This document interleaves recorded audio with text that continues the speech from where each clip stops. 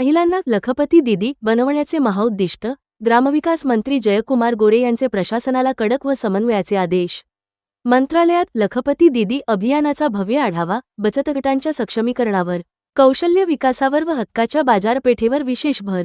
ग्रामीण भागातील महिलांचे आर्थिक स्वावलंबन आणि कुटुंबांचे जीवनमान उंचावण्यासाठी राज्य सरकारने अत्यंत महत्त्वाकांक्षी पाऊल उचलले आहे. स्वयंसहायता गटांमधील गरीब व गरजू महिलांना विविध उपजीविका उपक्रम, कौशल्य विकास, आर्थिक सक्षमीकरण आणि थेट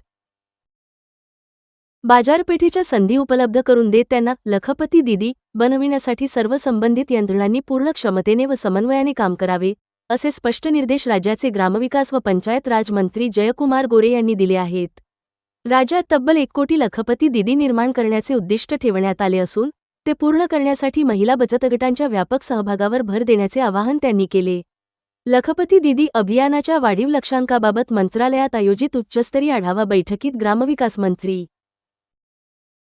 जयकुमार गोरे बोलत होते. या महत्त्वाच्या बैठकीस ग्रामविकास विभागाचे सचिव डॉ.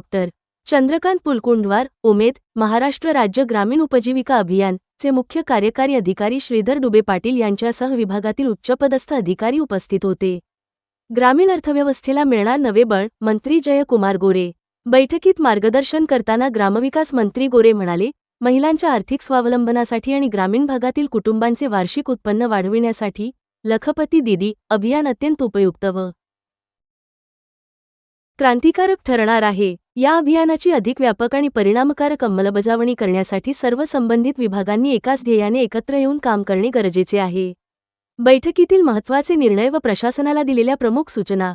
जिल्हानिहाय प्रगतीचा नियमित आढावा, प्रत्येक जिल्ह्याची उद्दिष्टपूर्ती वेळेत व्हावी यासाठी जिल्हास्तरीय आढावा यंत्रणा अधिक सक्षम करण्याचे निर्देश.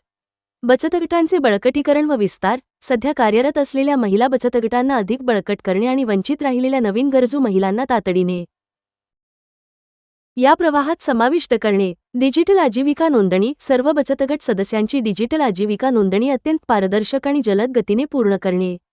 कौशल्य विकास व प्रशिक्षण, महिलांच्या आवडीनुसार आणि स्थानिक मागणीनुसार त्यांना आधुनिक व्यवसाय व कौशल्यांचे प्रशिक्षण देणे. उत्पन्नवाढ व हक्काची बाजारपेठ, महिलांनी उत्पादित केलेल्या वस्तूंना योग्य दर आणि स्थानिक तसेच राज्यस्तरीय बाजारपेठ उपलब्ध करून देणे.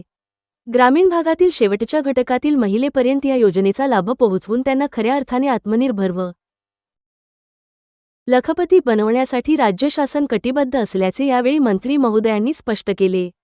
विशेष बातमी सादर करते सम्यक महाराष्ट्र न्यूज. रिपोर्टर प्रमोद चिनके. अशाच नवनवीन ताज्या आणि महत्त्वपूर्ण घडामोडींसाठी आमच्या चॅनेलला नक्की लाईक आणि सबस्क्राईब करा.